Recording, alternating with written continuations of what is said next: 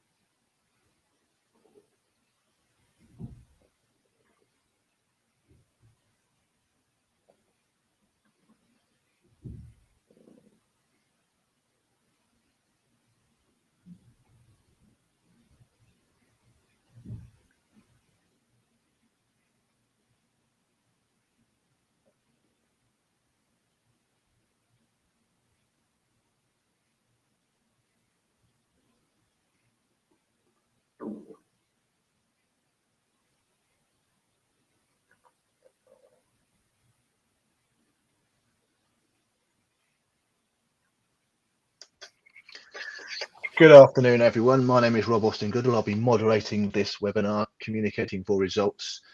delivered by the IMechE. Thank you for those who have turned up early. We're due to start at 12:30. About 50 or so of you turned up nice and early. For those who haven't heard my announcement, if you'd like to say hello, introduce yourself, say where you're from in the chat function. If you can't see the chat function, if you look on the right hand side of your screen, you should see a tab with an arrow on it. Click on that, go onto the attendee chat or the chat function, say hello, say where you're from. We'll also use this to ask any questions as we go through the webinar. We'll be starting promptly at 12:30. I'll make this announcement again just before that and then hand over to my colleagues John and Phil, who will be delivering the webinar. Thanks again for those who've turned up nice and early.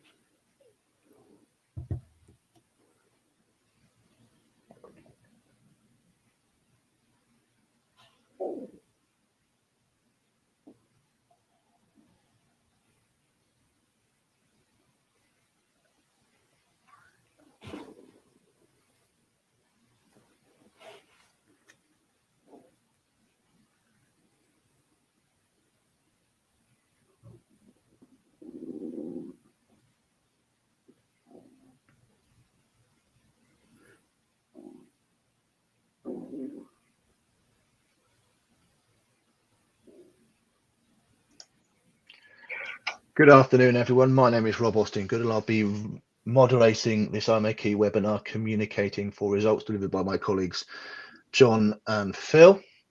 Thank you for those who have joined. Thank you for those who have already introduced themselves, said hello in the chat box. For those of you who've joined in the last 5 minutes, please avail yourself of the chat function. If you haven't got it in front of you, if you look on the right hand side of the screen, you should see a tab, the arrow on it. Click on that and bring out the chat function. Say hello, say where you're from. Also, we'll use this for any questions. So if you have any questions or any technical issues moving through the session, please articulate them there. As it's past now, I'll hand over to Phil, who will start the session. Over to you, Phil. Thank you, Rob. Good afternoon, good morning, good evening, wherever you are in the world. Welcome to Communicating for Results. I will be one of your facilitators this afternoon, and we'll introduce the other one in a moment. All right, just to let you know, and many of you will already be familiar with this, I know some of you have joined many of these webinars or attended some of our courses or just worked with the IMechE in a number of different ways over the years. So you'll be familiar with the organisation and what we're about and what we're here for, and what we strive to achieve through everything that we do. And a thread that runs throughout that is our need to communicate effectively with all of you as individuals and member organizations. And this course kind of brings to life elements of how we might go about that as we work with you. So a little bit of an introduction. I'll start with myself. All right. So I have 25 years experience in this arena. So I've worked across multiple industries in more than 25 countries now, actually.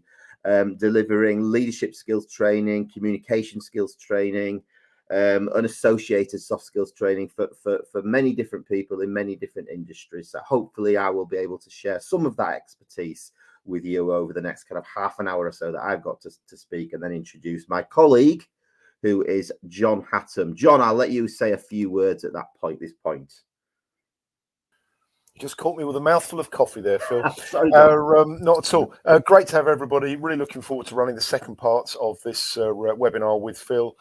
Like Phil, I've been training for a long time, run all kinds of core skills, soft skills courses all over the world, and very much looking forward to sharing a few thoughts about presenting with you later on. Back to you, Phil. Thank you, John. So as you can see, the topics that we're going to cover, we've done the introductions. We're going to have a little bit of a dive into the science of communication, different perspectives and why they matter, and how that kind of influences some of the decisions that we make and some of the outputs we might see in the area of communication. And then a tiny little bit around some of the barriers and how to overcome them. I'll introduce you to a couple of those barriers, but as was said at the beginning, please use the chat function to kind of identify some of the barriers that perhaps you have in your organization and ideas that you have to overcome them. And other people can join in and say, have you thought about this idea? Have you thought about that idea? I'll be the starter, and then we'll hand over to John, who will be our main course, and he's focusing specifically on one communication channel, the world of presentations. All right, so he'll give you some structure on how you prepare for them, how you put a framework in place that will work and give you the results that you require, and how we manage our nerves to be effective presenters, whoever the audience. And then towards the end of the session, there will be time for some questions and answers. Please feel free to put questions in the chat as we go. And it could be that we'll pause and answer them, but more likely we'll use a session at the end of the hour, towards the end of the hour, to pick up some of the key questions and answer them. So into my first section, the science of communication. What I wanted to say here, we are going to kind of touch on a little bit of some science in this area, but what's really important when we're thinking about communication and the knowledge, skills and behaviors that are required to be effective is the building of habits. Okay, so the fundamentals of communication, how we listen, how we show ourselves to listen, how we ask questions in the right way, how we empathize with people, how we create the environment from which we can communicate effectively, habits that we can build. And if we do that and we focus on that and we concentrate on that, it prepares us to be much more effective and successful in terms of the way that we would like to communicate, whatever the audience. What we do know, though, and what something, we're always looking for marginal gains or something that will give us the edge. and actually thinking about how the brain works can position us to perhaps have some success with an individual or individuals that we've not previously had. So as you may or may know, the brain is made up of a number of different lobes, and each of these lobes play a different role in helping us to kind of function and helping us to give and receive information. And you can see on the slide there the different parts of the brain and the different and what they do in terms of how we give and how we process information.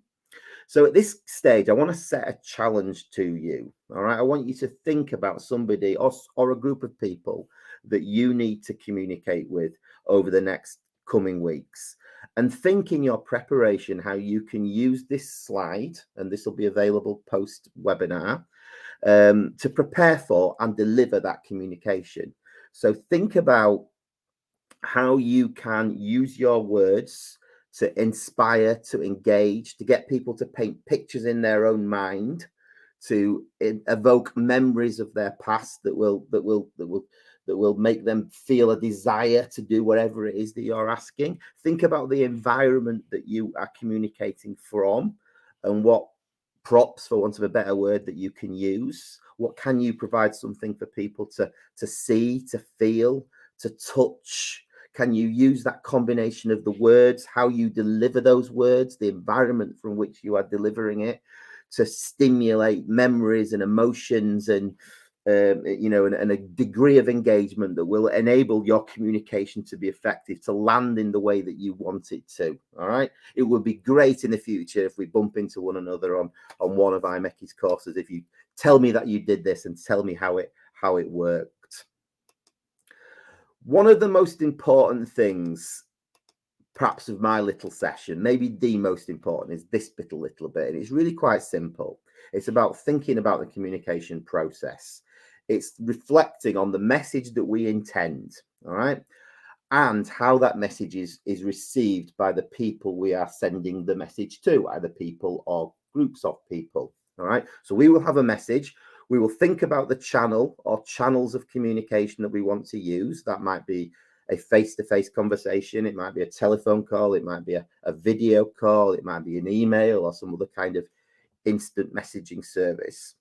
And we send that message. And what we hope is that the person or persons that we've sent that message to has interpreted it in the way we intended it, and then we'll do whatever we need with it, be that an action or just to take it on board.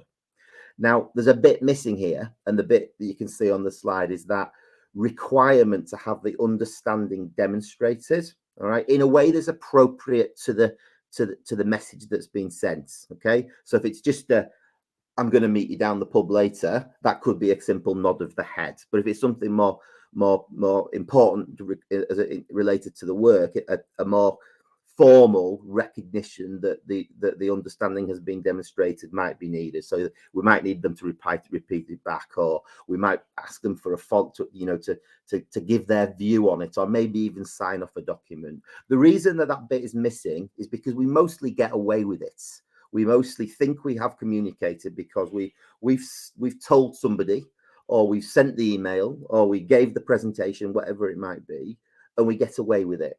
But if we're looking for dotting of the I's and the crossing of the T's in the communication process, making sure that somebody or the people that we're sending the message to demonstrate their understanding in an appropriate way, is such an important part of the process. Okay, so when we look back and think why something didn't happen the way we want it to, it might be that.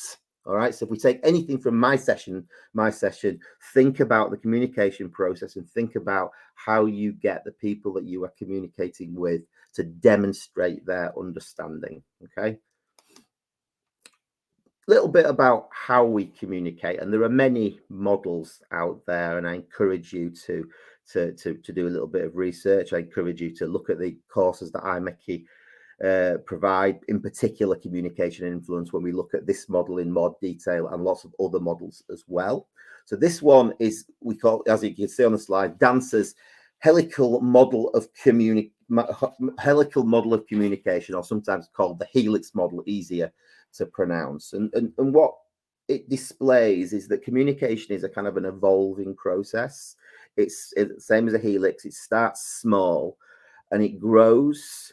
And we can think about this, and it's sort of highlighting that we're always learning and we're always evolving in the way that we communicate. So a baby, when they're first born and they're hungry, they cry, and they realize that crying helps them to get fed. As the baby grows and matures, they develop different ways of communicating their wants and needs.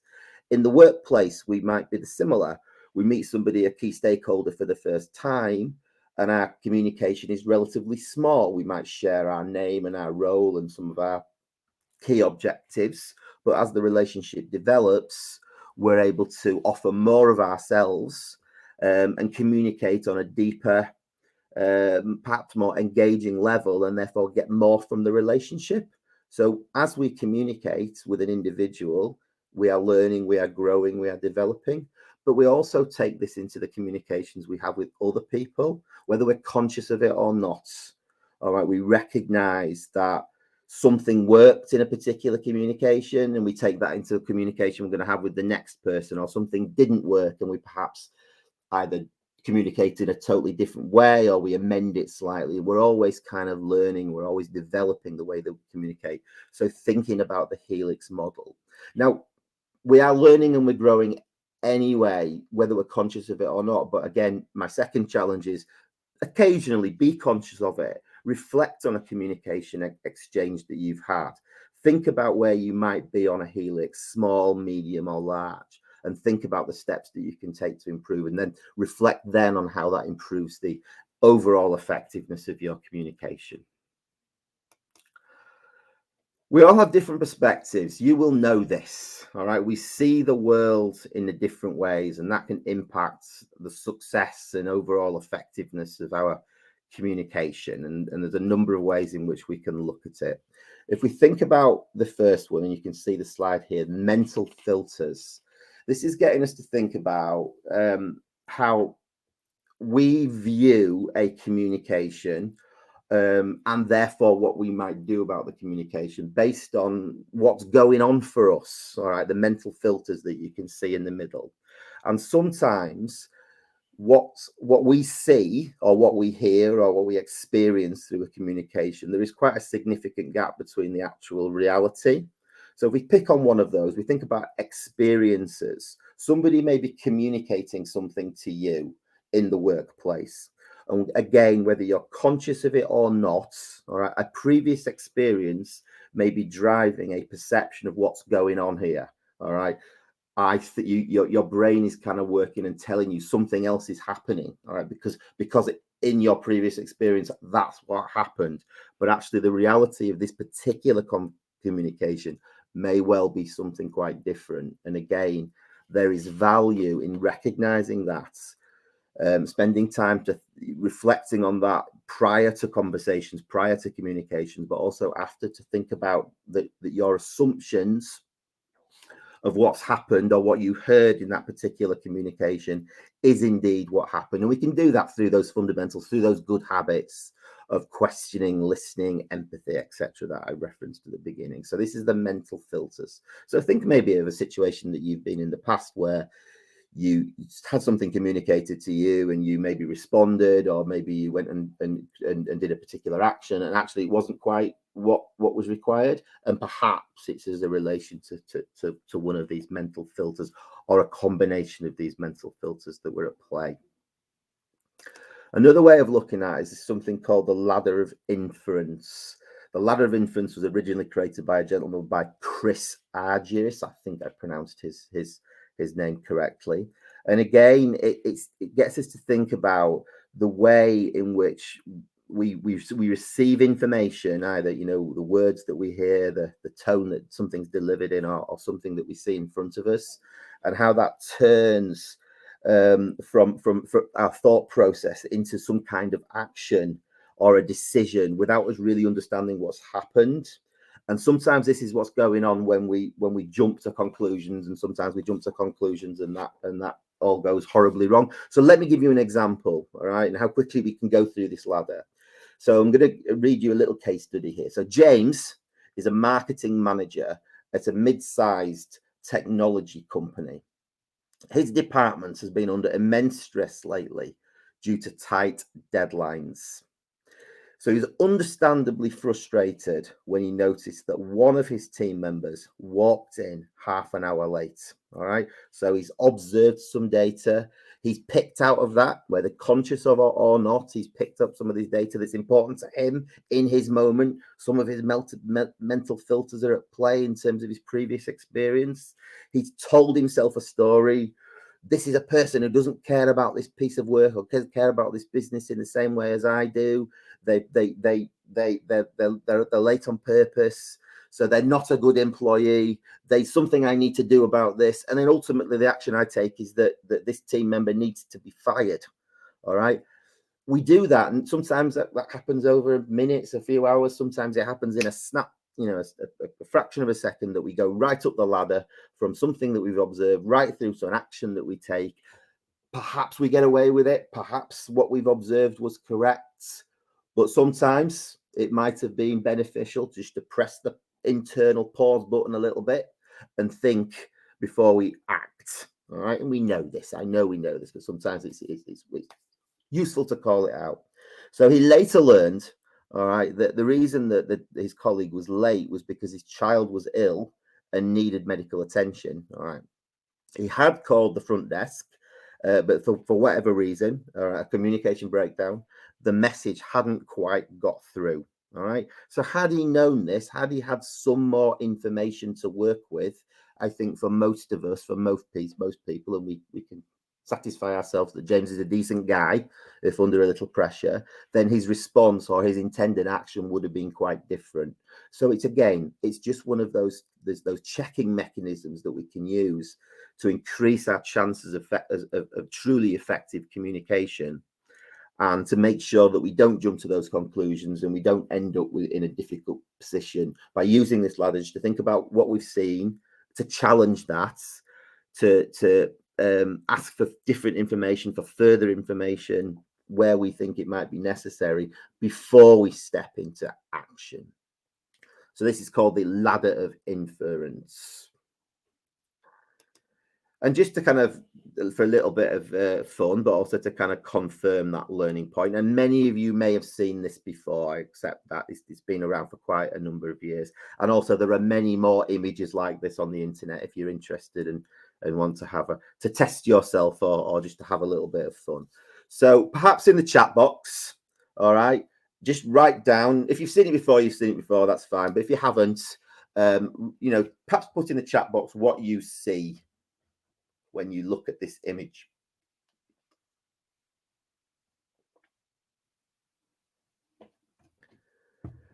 Usually, and I've delivered this many times over my career, usually it falls into kind of three groups. All right. The probably the largest group quickly can see the young woman. All right. And remember, the way that we process and the way that we share what we've seen will be different. So some people will say, I see a young woman. Other people will say, I see a young woman from the 1920s. She looks like she's quite well to do and she's wearing a hat. So people will give you more detail. Other people will be quick, clear, and concise. There is another group of people who can see an old woman. All right. And sometimes they say, I see an old woman, or sometimes they might. In fact, I did this with a group yesterday, and they said I can see a witch. So again, we're seeing an image, we're seeing some information, and we're processing it, and we're seeing it in different ways. We're seeing the world in a different ways. And then sometimes there's an outlying group who might say, I can see a pigeon, or I can see some other kind of bird, which for the life of me I've never been able to see. All right. So it's just to kind of confirms that we do see the world in different ways. And sometimes we have to use those fundamentals, use those good habits of questioning, of listening, of seeking to understand, to really understand that and recognize that what everybody is seeing, and not just yourself. All right.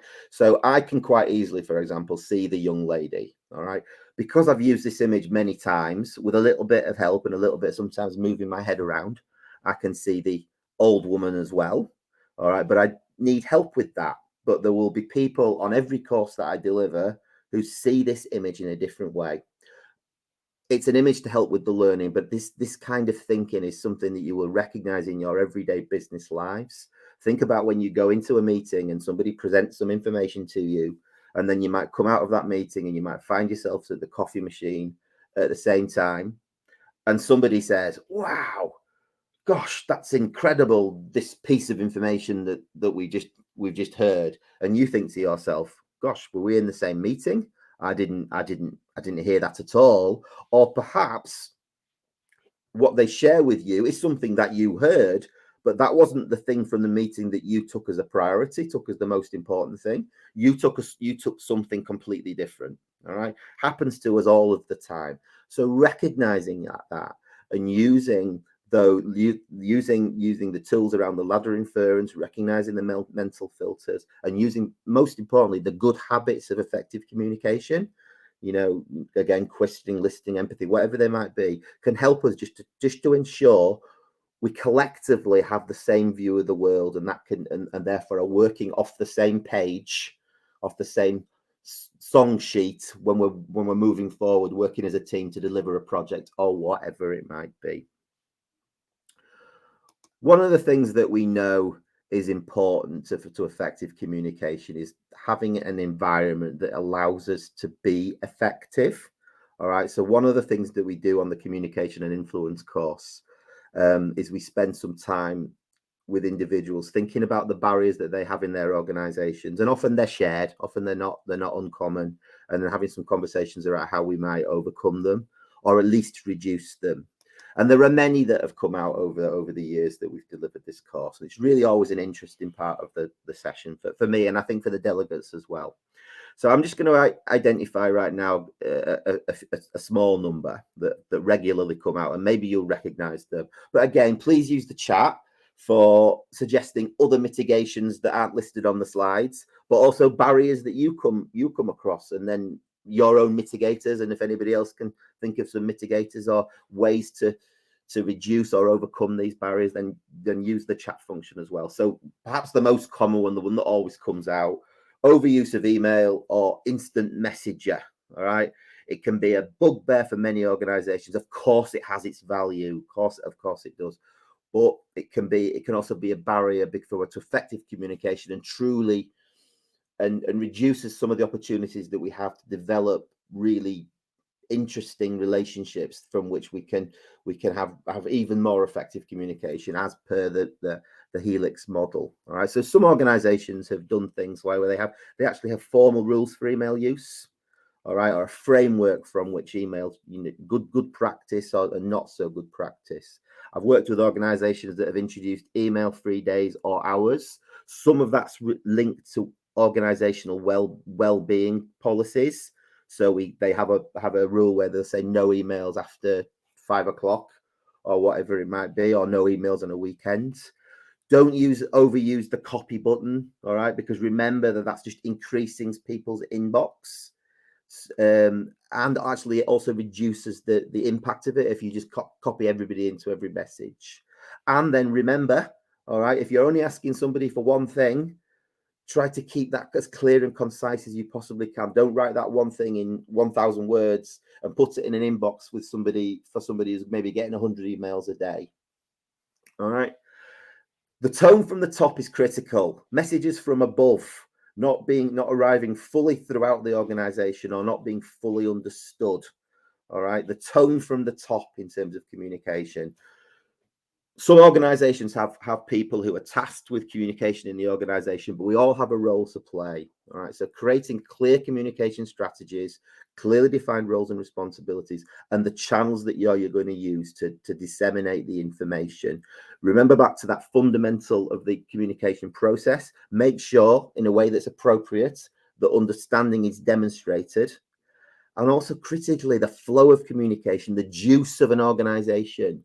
Mix the formal with the informal. So we have those clear strategies, those clear channels, the presentations we deliver, the meetings that we attend, the emails that we send, but make it part of the conversation, the coffee machine conversation, the water cooler moments. So we mix our formal with the informal. And then another one, that often comes up is this one around cultural differences, how we receive information, how we deliver information, recognizing that for some people, even if perhaps English is the language of the organization, it's their second language, recognizing that can be a barrier. So building time into project life cycles, for example, to work on relationships, to work on understanding, investing in that time can minimize and reduce the challenges around cultural differences that may come later. Some organizations have cultural awareness training and have taken much value from that. I don't often promote books in these kind of environments, but one that's really good is that one that you can see there, The Culture Map by IMechE. So again, the slides will be available afterwards, and if you're interested, there's also YouTube videos where you can look at that give you some high level differences and how you might use them to increase your communication. And then, as I said, any more that you've got in the chat, and ideas for mitigation, then place it in there. On the communication influence course, we look at many more of those. So at that point, that is me. All right. So I thank you. I thank you for listening. I'll, of course, be available for questions at the end. But at this point, I'm going to hand over to my colleague, John, who's going to talk about all things presentation skills. Phil, thank you very much. And seamlessly carrying on. Those of you in the UK, I'm now going to channel my inner Chris Whitty because to minimize disruption, we've kept all these slides on one deck. So Phil will need to move the slides along. So in the immortal words, next slide, please. We're going to talk about three principal things about presentation success. We're going to talk about the purpose. In other words, why am I doing the presentation? We're going to think about structure. How do I build a presentation and stop it being a brain dump about everything I know? And thirdly, how do I build confidence? And we'll talk about the difference between feeling confident and behaving confidently. Next slide. Thank you. So let's focus first of all on purpose. I want to suggest to you that before we start making notes, before we start firing up PowerPoint or whatever presentation software you use, we have to ask ourselves a fundamental question. Why am I presenting to this audience? Next slide, Phil. And what I want to suggest is that there's three key words. KFD, nothing to do with a fried chicken fast food outlet. KFD, what do I want the audience to know? And or what do I want the audience to feel? And or what do I want the audience to do? If we're not clear before we start presenting, before we start trying to persuade people what the outcome is, either in terms of what we want them to know or feel or do, we are absolutely wasting our time. And it's very easy to brain dump. Next slide, Phil. Winston Churchill was a prolific correspondent. He once wrote a 14-page letter to one of his correspondents, and he finished it off by saying, "I'm sorry to write you such a long letter. I didn't have time to write a shorter one. I'm sorry to write you such a long letter. I didn't have time to write a shorter one." In other words, we all find it easy to brain dump. We're all experts in something. We find it easy just to go to almost, this is everything I know. And it makes it immensely difficult for people to understand what you want them to say. Next slide. So I'd just suggest three quick tips in terms of purpose, three questions to ask yourself. First of all, most of you, I'm sure, are familiar with the idea of the elevator pitch. For those of you who aren't, the idea is that perhaps you're going to see a client for a routine meeting, and suddenly the chief exec or the managing director of that company, someone that you never ever normally have access to, gets in the lift just in front of you, the elevator, and they press button number 5, the 5th floor, and suddenly you have got 30 seconds to say whatever the most important message that you want to communicate to that person. Imagine that. So being clear on what your elevator pitch is before a presentation. In other words, if you only had 30 seconds, what would you say? That's absolutely critical in understanding and distilling that message. If you keep that in mind throughout the presentation, it'll be a much better presentation for it. Secondly, beware the information iceberg. We all know that icebergs are 85% above, sorry, other way around, 15% above the water, 85% beneath the water. What you need to get across in your presentation as you start to think about it is the 15%, the key elements that the other parties need to see above the water. Don't worry about the 85%. You don't need to demonstrate you know that. You can keep that in reserve to answer questions or to give further information. What's the 15% most important? And thirdly, beware snow blindness. Some of you will have been skiing and had that sensation when everything appears to be white and you lose perspective. You can't really see what's going on. Everything looks the same. I remember going to see one of my customers many years ago and flipping open my laptop and just this look of, oh no, another presentation. And I commented on this, and she said, look, I didn't mean to be rude, but I see people 3 days a week. Every day I see 7 salespeople. Every one of those has got a 40-slide presentation. I see over 1,000 PowerPoint slides every week, and it's like snow blindness. So how are you going to make yours stand out? And we'll say a bit more about that. Next slide, Phil. And heartily recommend that at the end of this session, not now, you might want to go on YouTube and Google Rick Elias, 3 things I learned from Flight 1549. It's the flight that famously landed in the Hudson River after taking off from LaGuardia Airport. Look how Rick Elias presents those 4.5 minutes. Lots to learn there. Next slide, Phil. So the minimum requirements that we have to think about are quite simple. Is my presentation clear? Is it relevant? And is it interesting? And the bad news, colleagues, is that 2 out of 3 isn't enough. If my presentation is clear and relevant, but not interesting, people will switch off. If it's clear and interesting, but there's no relevance to people, they'll switch off. If it's relevant and interesting, but deeply opaque and unclear, people will also switch off. Next slide. Definition of relevance, of course, is the interlocking bit of the Venn diagram about what you want to say and what the audience wants to hear. Sometimes we're too focused on what we want to say and we forget about what might be in it for the audience. Sometimes we're guilty of the opposite. We're so focused on our audience that we forget the key messages that we're delivering on behalf of our business, our company, our organization. Talking about audiences, next slide, Phil. I'd suggest that often we could divide our audience into 3 categories. There are favourable audiences, there are neutral audiences, and sometimes we're unlucky enough to have a hostile or an unfavourable audience. Bit of participation. Quick in the chat box, what are your top tips for dealing with a hostile or unfavourable audience? I'll give you 30 seconds to put a few things in the chat box. What kind of things do people do if they think they might have a hostile and unfriendly audience? We'll see a few things that are appearing there just while those are ticking over.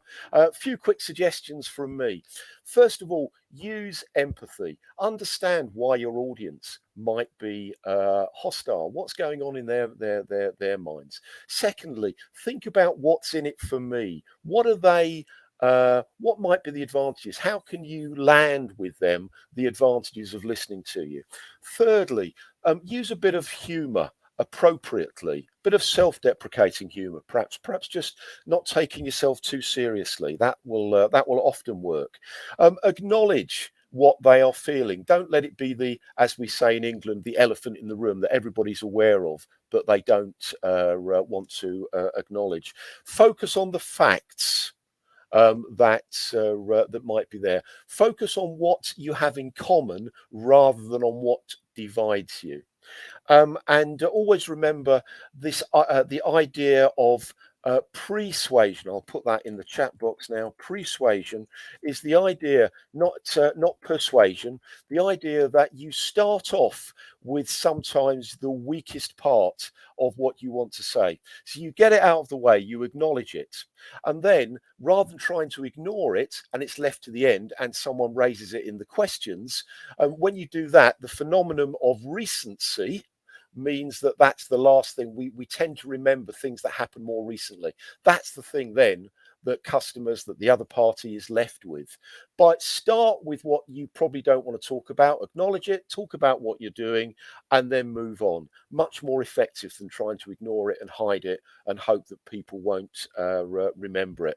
On our confident presenting and our presentation skills course, we spend a lot of time thinking about this in detail and giving you some practical tips and techniques to deal with hostile audiences. Next slide, Phil.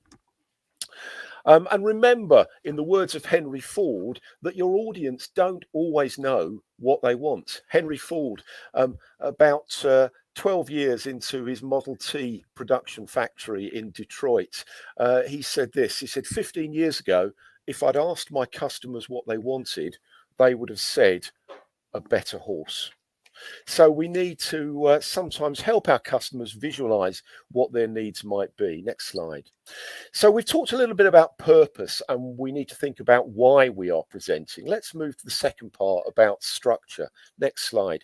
I think it's just about theoretically possible that if you've got a very large magnet and you hovered it over an industrial scrapyard, I suppose it's just theoretically possible that you might end up with a functional 747. It's just not very likely. It's more likely you'll end up with a pile of scrap. And in the same way, if we just end up start talking and generating PowerPoint slides, we might end up with an effective presentation. We might end up with a pile of scrap. Next slide. What do you think might be the key ingredients in a presentation? What are some of the building blocks? What are some of the skeleton? What are some of the ingredients, the components of a powerful presentation? Let's see the chat box ticking over a bit more. What might be helpful to think about? I'll let the chat box tick over a little bit while I go. Next slide, Phil. I want to suggest that there are 7 key things that we need to think about. We need to think about our objectives, what we want people to KFD, know, feel, do. We need to think about our audience. We need to gather our content. We need to think about how our content is going to sequence and flow throughout. And we need to think about how we're going to open, and of course how we're going to close, and we need to prepare for questions. In our presentation skills course, we spend a couple of hours thinking about this and exploring all these. All I've got today is not 2 days, but I've got about 23 minutes. So let me just focus on one of those, which is about gathering content. Next slide, Phil. 2 ways of doing this. One is the old school analog 20th century way that you see here, which is to use post-its. The other way would be to use some kind of mind mapping software, and I use both. But if you're not completely turned off by the idea of old school post-it notes, very, very helpful way of creating a presentation. So and they're very tactile. All you do is scrawl on one particular post-it note a key theme or a quote or some facts and figures or an image or a graphic or whatever it might be, and you can very easily stick these on a wall. You can move them around, you can screw them up, you can write new ones, but over time the flow of your presentation emerges. So going down vertically, you get the vertical flow. These are the key building blocks of my presentation. And going across to the right, you get, this is actually the detail of what I'm going to say and present in each of these sessions. About 2 years ago, when I used to present this, I used to talk about the vertical flow going down and the lateral flow going across. Unfortunately, for many of us, lateral flow now has a completely different meaning. So I'll talk about the vertical flow and the horizontal flow, but you get the idea of how you might gather the content. This is the hard work of a presentation. Once you've done this, creating the slides is child's play. It's relatively easy. Too many people skip this step and they go straight into slide generation, and they end up with complicated, dense, unreadable, uninteresting presentations. So something to think about. Those of you who, most of you, I'm sure, will have your own mind mapping software. Those of you who are looking for a very good free source mind mapping software, I've just put one of the example of many in the chat box if you want to have a look at those and play with those. And we've talked about gathering content. We need to think about opening. Next slide. We are very often we open presentations in the classic way, don't we? We say, hello, my name is John. I'm here to talk to you about such and such. But there are many, many different ways of opening a presentation apart from the classic one that you see top left there. There is the speech bubble, where there is a you start with a famous quote. You start with a quote that might be relevant. You might I might start with a quote by a guy called John Medina, who's written about presentations.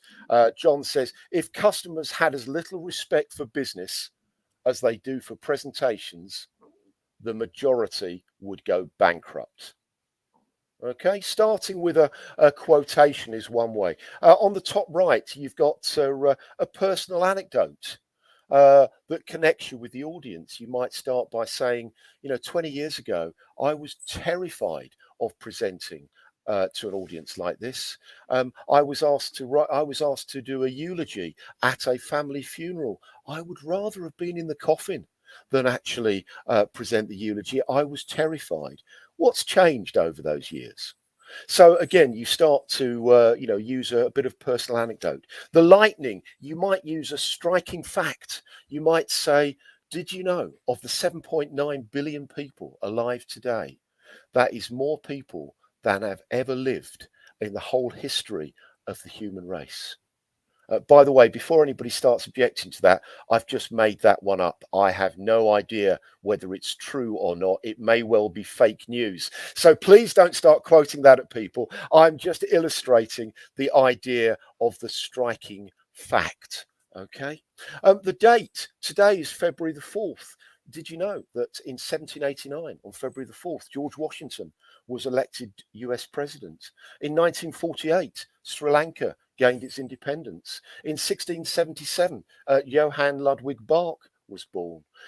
It's Rosa Parks Day in America after the famous civil rights campaigner. And on February the 4th, 2004, 18 years ago today, Mark Zuckerberg launched Facebook from his bedroom in his college.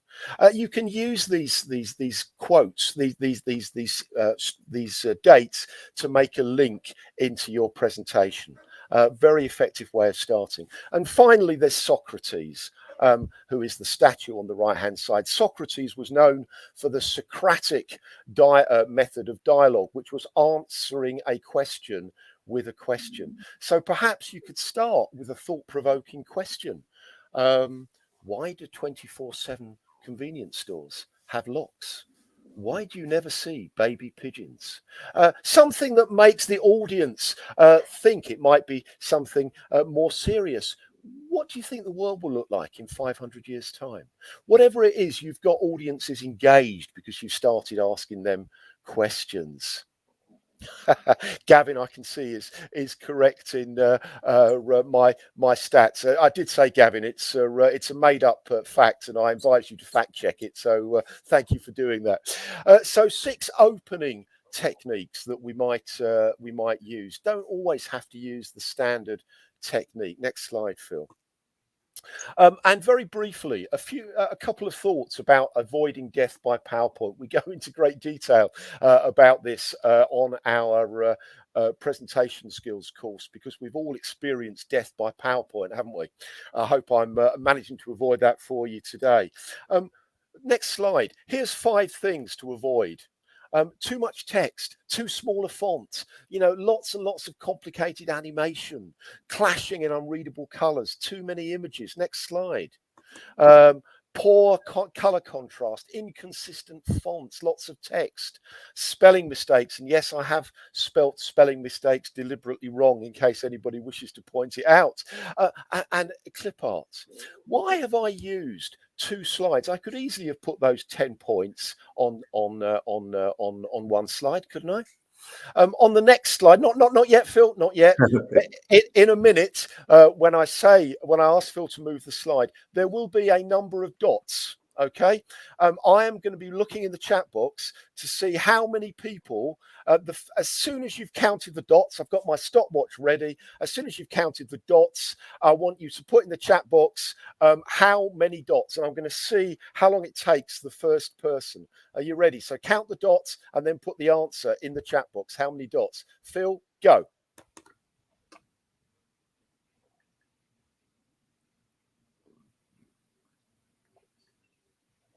Okay, probably allowing for a slight satellite delay. There we go. Callum, out of 356 people on this call, you are the champion. No prizes, I'm afraid, but there are indeed 10 dots there, allowing for a bit of delay. That took Callum about 5 seconds. Right, same again. Soon as you can see the number of dots on this next slide in the chat box. Phil, next slide.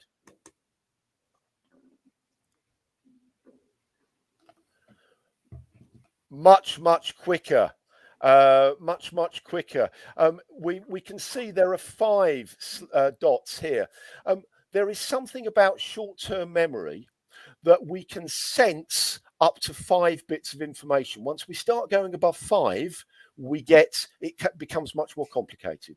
So if you can try and limit on a PowerPoint slide 5 images, 5 bits of information, it makes it subconsciously so much easier for the audience. Don't make it difficult for the audience. Make it easy for them. And lots of PowerPoint tips. Time doesn't permit me to take you through these. Here's one of them. About half of you will not know this, but if you have a presentation in presentation mode, a PowerPoint, if you just press B, the screen will go black, and then press B again to restore it. If you press W, the screen will go white. Press W to restore it. A few of you are playing around with that, and some of you didn't know that, and you're thinking, wow, that's great. So that is a very powerful technique when I want to refocus attention on myself rather than on the slides. Yeah, there's a few people are going to tell me, hey, John, that actually works in the chat box. So do feel free to have a quick play with that. And we give you lots and lots of other PowerPoint tips. I've got about 5 minutes left. So let me turn to the last element. Next slide, Phil. Oh, sorry, and again. So the third element of presenting confidently is, of course, confidence. Some of the things, what gets in the way? Next slide, Phil. What are some of the things that get in the way of us presenting confidently, do you think? Let's have a few ideas in the chat box. And while that chat box is ticking over, Phil, next slide. Many of these, I would suggest, fall into these categories: the fear of the unknown, a fear of failure, a fear of oneself, a fear of the audience. And we can actually address one by one these fears as we go through, not, I'm afraid, in 25 minutes, but in the 2 days that we spend on a presentation skills course. But the key element, next slide, Phil, and then next slide again, is that we don't need to, it doesn't need to be about how we feel. It can be about how we behave. Great video. Some of you will have found this if you want to Google, not now, but when we're finished, IMechE. It's a TED talk. She talks very powerfully about it doesn't matter how we feel. We don't need to behave how we feel. And she talks about some confident behaviors. So in other words, don't try to psych yourself into feeling confident. That won't work.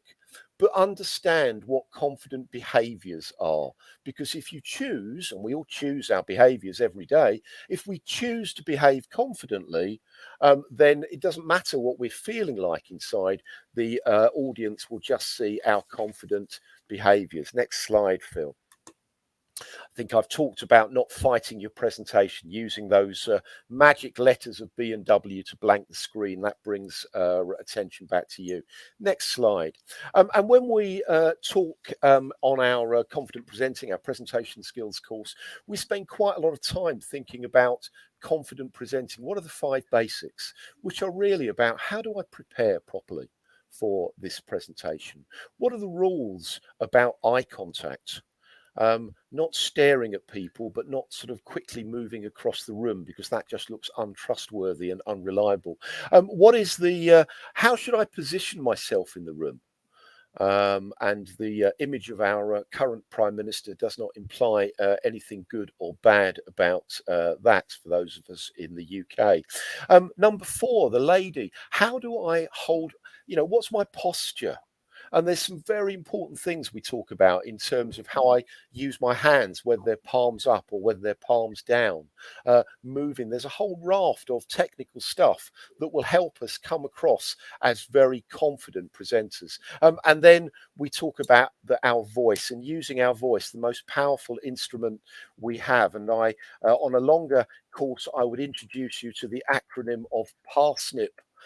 And what those 7 letters stand for in terms of our voice. Next slide.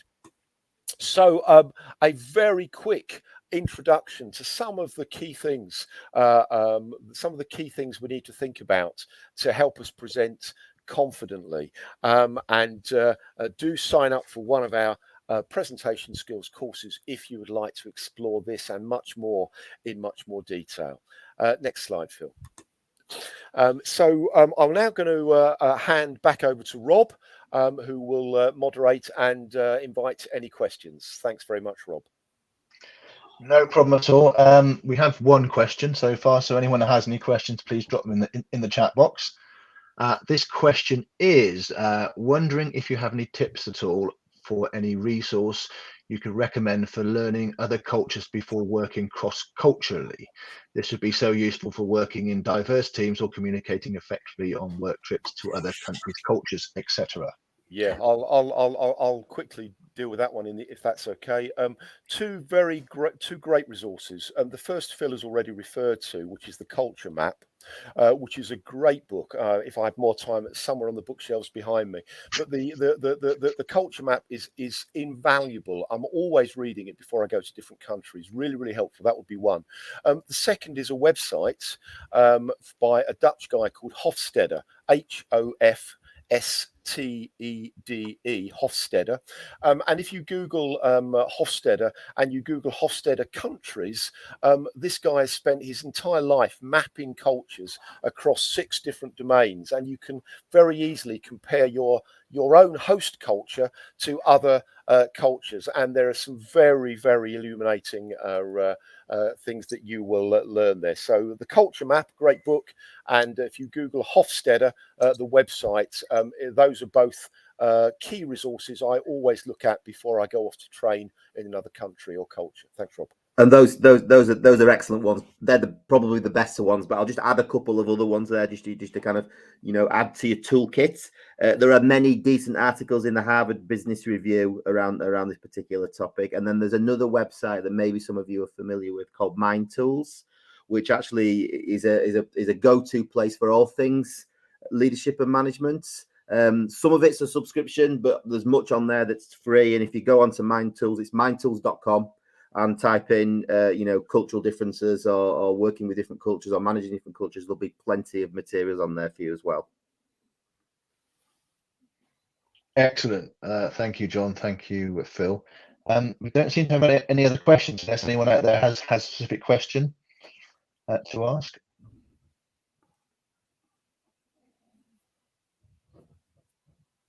So I'm just going to type in Hofstede because I've got a couple of questions in the chat box.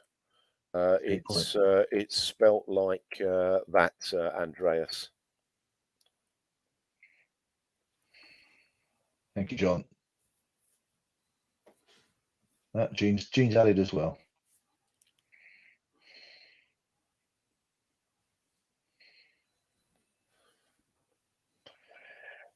Excellent. If we have no more questions, I think we'll say thank you, John. Thank you, Phil, and leave it there. Good. Thank you very much for those who have given up an hour. I hope it was useful, and I hope that we may see you. Our paths may cross at some time in the future. Thank you. Yeah, echo John's words. Thank you for taking the time. Thank you for listening. Thank you for engaging. Enjoy the rest of your day and your weekend. We have a question. Hang on. Oh, okay. We have a question. Could you say more about managing unfriendly audiences? Any tips would be gratefully appreciated, from Callum. Yeah, very briefly then Callum, I did very quickly sketch through six or seven. We talked about humor, we talked about empathy, we talked about understanding why they're unfriendly, we talked about focusing on commonalities rather than differences. We talked about sticking to facts. We talked about acknowledging the elephant in the room, and we talked about getting any bad news out of the way early on rather than leaving it to the end. 6 or 7 ideas there, Callum, but for a longer and more in-depth exposition of that, you know what I'm going to say, don't you? Do sign up for one of our presentation skills courses, but I hope there's a few ideas there. Excellent. Got next question. Any tips on how to present to more experienced engineers, so people higher up the organisation? Yeah.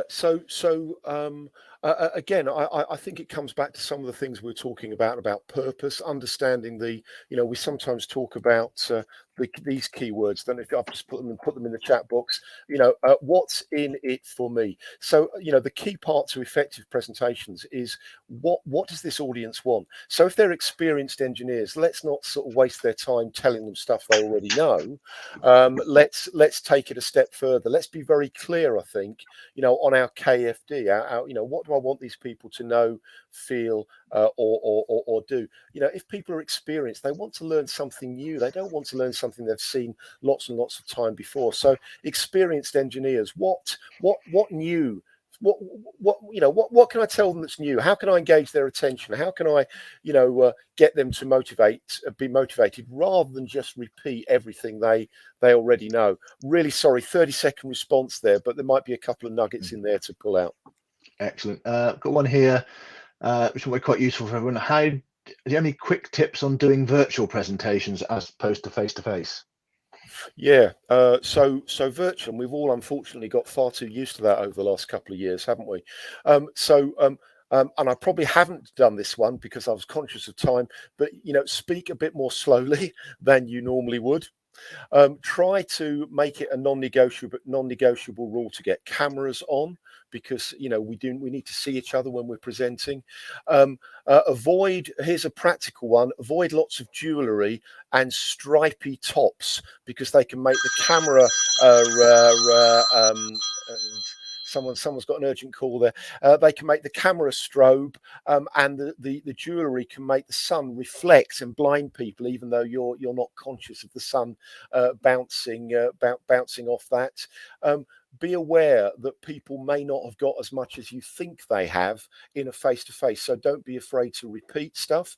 And my top tip would be aim every 8 minutes to ask people a question, or in some other way get them to engage, even if it's only writing something in the chat box or asking a question or writing something on screen.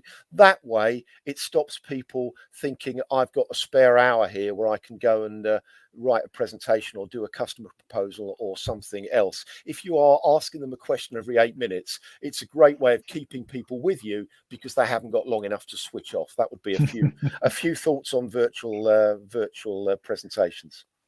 Next question, John and Phil. What is your advice about walking around? I would. Sorry, Phil. Most of these seem to be in my area. No, yeah, that's fine. I'm happy to add to them but you can lead the answers.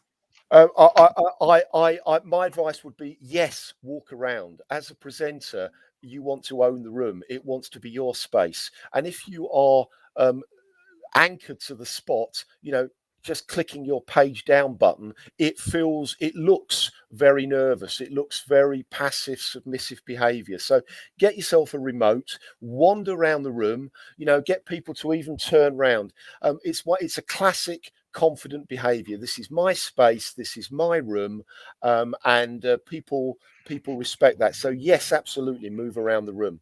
I think as well, John, you know, moving around the room, it also creates a positive energy.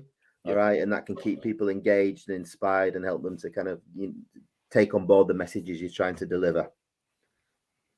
Excellent. And do you have any tips of resolving conflicts of opinions in teamwork? Yeah, there's a very useful model that we address in some of our other training from a guy called Thomas, or two guys called Thomas and Killman, and that's Killman, Killman, and they talk about assessing intentionally the needs of the objectives and the relationship, which leads to 4 different approaches to conflict, which is either about competing or collaborating or avoiding or accommodating. And I find that a very helpful model in helping me work out what the right style is to adopt when I'm in a conflict situation. I think the other top tip is to act early. You know, there's a conflict thermometer. If you act early and it's still about, you know, discussion and debate, it's when you ignore it, and you know, it gets about personality and opinions and people get entrenched and everything else. It becomes much more difficult to manage conflict. So have a look at Thomas Killman, and also act early would be my 2 top thoughts on conflict. Excellent. And that gives us 1:30 on the dot. So thank you, John. Thank you, Phil. And thank you for everyone who's turned up. Thanks, everyone. Cheers. Bye-bye. Cheers, guys.